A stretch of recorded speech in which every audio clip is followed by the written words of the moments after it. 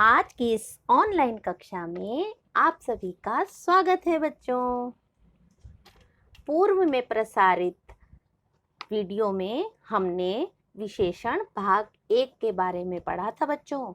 और विशेषण किसे कहते हैं? विशेषण के 4 भेद होते हैं। उसमें से गुणवाचक विशेषण के बारे में आपने विस्तार से जाना। और इस दूसरे भाग में हम संख्यावाचक विशेषण, परिमाणवाचक विशेषण और सार्वनामिक विशेषण के बारे में विस्तार से उदाहरण समेत जानेंगे। ठीक है बच्चों, तो चलिए हम संख्यावाचक विशेषण से शुरुआत करते हैं। संख्यावाचक विशेषण की परिभाषा को जान लेते हैं बच्चों। जो शब्द संज्ञा या सर्वनाम शब्दों की संख्या या गिनती बताते हैं उन्हें संख्यावाचक विशेषण कहते हैं। ठीक है बच्चों, संख्या यानी गिनती अर्थात जो गिनी जा सकती है। ठीक है, तो ऐसी सभी शब्द जो हमें गिनती या संख्या के बारे में बताती हैं। और सबसे अधिक विशेष बात यह है कि इन्हें हम गिन सकते हैं। इस तरह के जितने भी उदाहरण में आप शब्द देखेंगे वे सब संख्यावाचक विशेषण होते हैं। और संख्यावाचक कितने होते हैं इसके बारे में भी हम जानेंगे। तो सबसे पहले हम उदाहरण देख लेते हैं संख्यावाचक विशेषण के। जिस तरह 2 गिलास, कुछ संतरे, 4 महिलाएं आदि। इन्हें गिन सकते हो ना बच्चों। चलिए अब देखते हैं संख्यावाचक विशेषण कितने होते हैं। संख्यावाचक विशेषण 2 प्रकार के होते हैं बच्चों। कौन कौन से? निश्चित संख्यावाचक विशेषण और अनिश्चित संख्यावाचक विशेषण।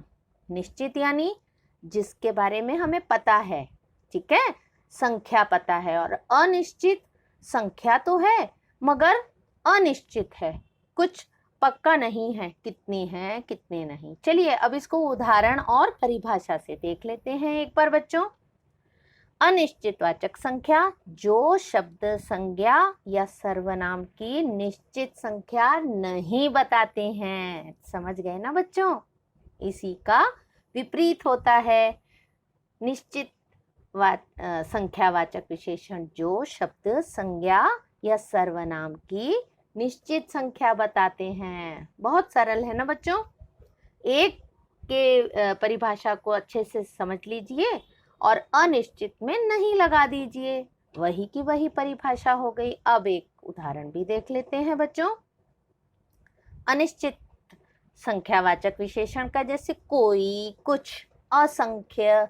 यहाँ पर बात हो रही है ना, संख्याओं की गिनती की, मगर कुछ निश्चित नहीं है बच्चों।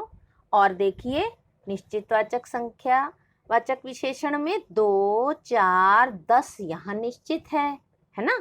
मुझे 2 सेब चाहिए। यहाँ 4 बच्चे खेल रहे हैं। तुम 10 किलो 10 संतरे ले आओ। ठीक है, तो यहाँ पर जो वस्तु बोली जा रही हैं इन्हें हम गिन सकते हैं। चलिए अब इसका उदाहरण भी देख लेते हैं बच्चों। निश्चित संख्यावाचक विशेषण में इस चित्र में क्या बताया जा रहा है? मैदान में 4 बच्चे खेल रहे हैं। और देखिए बच्चों, अरे वाह, ये तो केले हैं।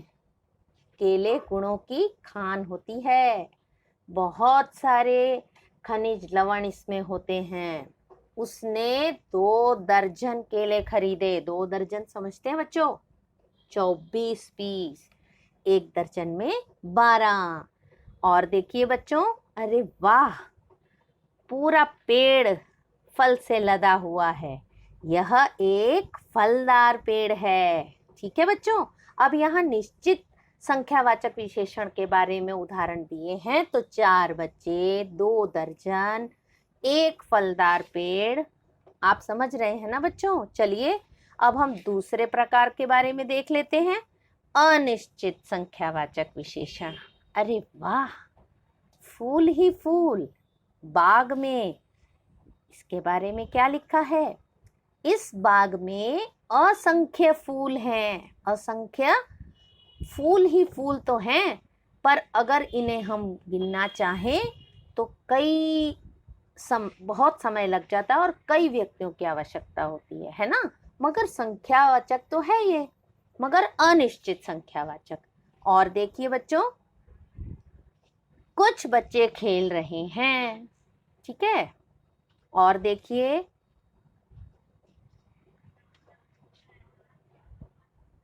मनुष्यों ने स्वार्थ हेतु कई वृक्षों की बलि चढ़ा दी। ये तो बहुत बुरी बात है। वृक्ष ही हमारे सच्चे मित्र होते हैं, जो प्रकृति का संतुलन बनाए रखते हैं। मनुष्यों ने, स्वार्थ का मतलब होता है अपने अपने अच्छे करने के लिए, अपना अच्छा करने के लिए, अपना घर बनाने के लिए, अपना फर्नीचर बनाने के लिए वृक्षों की बलि चढ़ा दी। बलि का मतलब होता है काट डाले। तो हम लोग अभी आप देख रहे हैं ना, कितनी मुश्किल हो रही है, हमें शुद्ध हवा नहीं मिल पाती। चलिए बच्चों, आगे चलते हैं हम। परिमाणवाचक विशेषण। अब संख्यावाचक और परिमाणवाचक में मुख्यतः यह अंतर है बच्चों कि संख्यावाचक में जितने भी आपको उदाहरण या शब्द बताए जाते हैं उन्हें गिनती कर सकते हैं हम, उनकी गिनती संभव है। मगर परिमाणवाचक में नाप तौल की बात होती है, ठीक है। चलिए परिभाषा को देख लेते हैं। जो शब्द संज्ञा या सर्वनाम शब्दों का माप तौल अर्थात परिमाण बताते हैं, जैसे 1 मीटर कपड़ा, बहुत वस्तु है यहाँ, 10 लीटर दूध चाहिए, ठीक है। तो यहाँ पर जो भी है उदाहरण आपको बताए गए, 1 मीटर, बहुत, 10 लीटर, ये सब नाप तौल है, इन्हें गिना नहीं जा सकता बच्चों, ठीक है।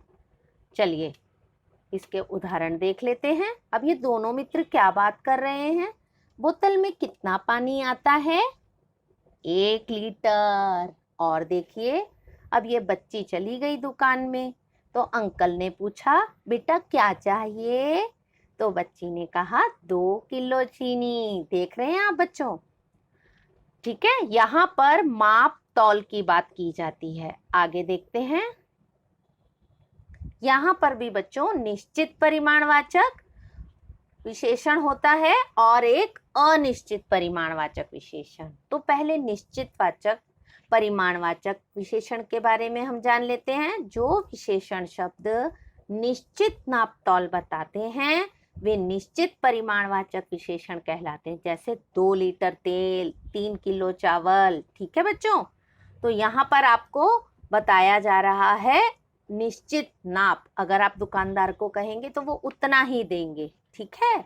अब अनिश्चित परिमाणवाचक विशेषण में क्या है देखते हैं इसकी परिभाषा। जो विशेषण शब्द निश्चित नाप तौल नहीं बताते हैं वे अनिश्चित परिमाणवाचक है विशेषण कहलाते हैं। जैसे बहुत पानी है हमारे यहाँ, आप भी इस्तेमाल कर सकते हैं। मुझे थोड़ी दाल चाहिए, ठीक है। तो यहाँ नाप तौल की बात हो रही है, कितनी दाल चाहिए? 1 कटोरी, थोड़ी सी। समझ आ गई बच्चों? आगे देखते हैं। अब सार्वनामिक विशेषण। सार्वनामिक विशेषण सर्वनाम शब्द से ही बना है, ठीक है बच्चों। सर्वनाम जो संज्ञा के स्थान पर प्रयोग किए जाते हैं शब्द, जो सर्वनाम शब्द संज्ञा शब्द से पहले आकर उसकी विशेषता बताते हैं वे ही सार्वनामिक विशेषण कहलाते हैं, ठीक है बच्चों।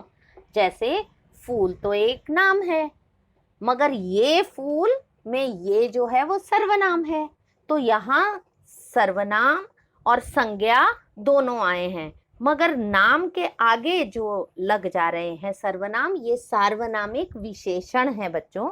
हमारी शाला, यह इमारत आदि, ठीक है। जरा देख लेते हैं उदाहरण के द्वारा। ये फूल, वाह वाह।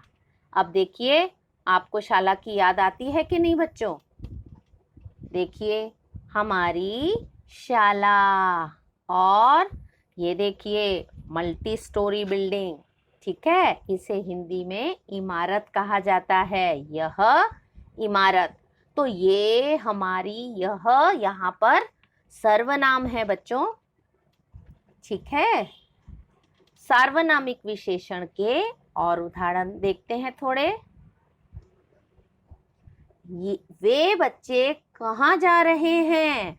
अब ये बच्चे लाइन बनाकर खेल रहे हैं, कहीं जा रहे हैं, तो बता रहे हैं वे बच्चे। ठीक है, तो वे यहाँ सर्वनाम है। और देखते हैं, वह बालक दूध पीता है।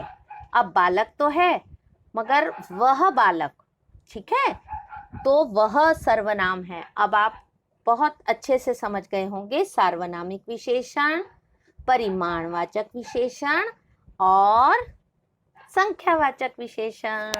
ठीक है बच्चों, इस वीडियो में आपने विशेषण के दूसरे भाग में शेष विशेषण के 3 भाग के भेदों के बारे में जाना।